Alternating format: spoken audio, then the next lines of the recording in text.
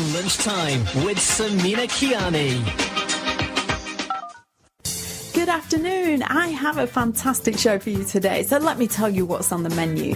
An interview with British actor Riz Ahmed, star of the new Michael Winterbottom film, Trishna. He'll be telling me all about the film at around 1:10. And our resident playwright Bettina Gracias will be giving us details of what's hot and what's not in the world of theatre. And here at Hayes, we play great tunes and we never stop the music. Please don't stop the music. Is being independent something women, perhaps, or some women, should I say, take for granted? For example, if a woman doesn't vote, is it a snub to our four sisters who stood, protested and put their lives on the line to get us the vote? Well, I think that, you could say that about men as well. If a man doesn't vote, is he kind of putting a snub towards the fact that he has that right? But the thing is, the difference being that that right was always allowed to men, where it wasn't to women, and we had to suffer in order to achieve that right. So there lies the difference. If it's emphasised to you. Actually, I'll tell you how it goes in Asian households.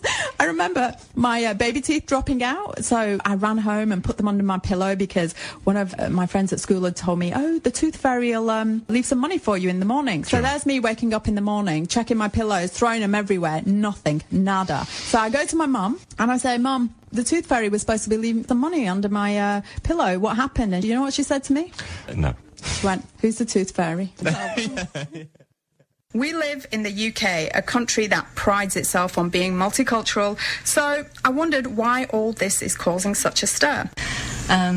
I couldn't say why, in general, Western liberated women are embracing Islam as a whole, but for me, personally, I don't see Islam like that. I feel that Islam liberates women, and got to get through the media bias on these things. And yeah, to be fair, we live in the UK, which is predominantly Christian country, and the majority of people obviously are British, English, white. They're going to want to know why white women such as yourself, Western, with all the benefits as they see it of this culture, would want to embrace something so far removed from what they have. Well, yes, I did live a very, very different life. I was a presenter on MTV. I'd like to tell you a little bit about something I read about Facebook, and a question to start with. Would you pay to be popular? Well, Facebook is trying out a new system where users can pay $2 for the privilege of making their posts higher on their friends' walls. You can pay and keep whatever you post, it's your opinion, your statement for the day, which will stay at the top. I'm guessing for obviously a longer period of time, and we'll have more exposure to more friends, and not just friends, but friends of friends on Facebook too. So for these $2, would you do that? I'm not sure if I would. Clearly, it's a money-making scheme from Facebook. They are a business after all. But does it smack a little bit of desperation? What do you think?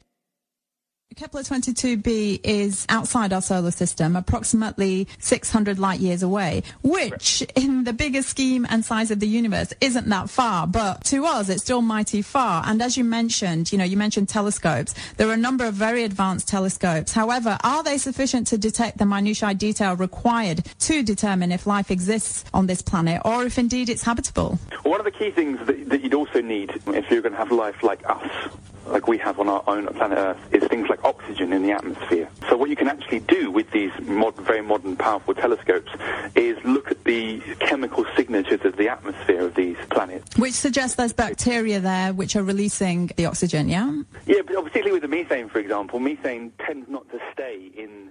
Thank you so much for coming in today. It was really great to get an insight into the world of busking. This was all new to me and very, very fascinating, and I hope it's been of interest to our listeners as well. That's all for today. Please do join me again next week, same place, same time. This was the Talk Hour with me, Samina Kiyani.